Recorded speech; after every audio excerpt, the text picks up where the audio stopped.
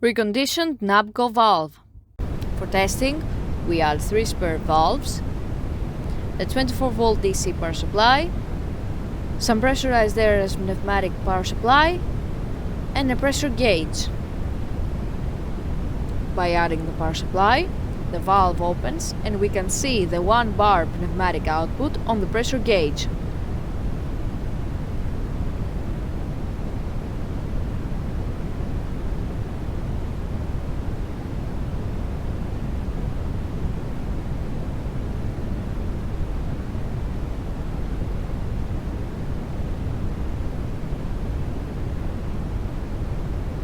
No further testing is possible due to lack of additional units.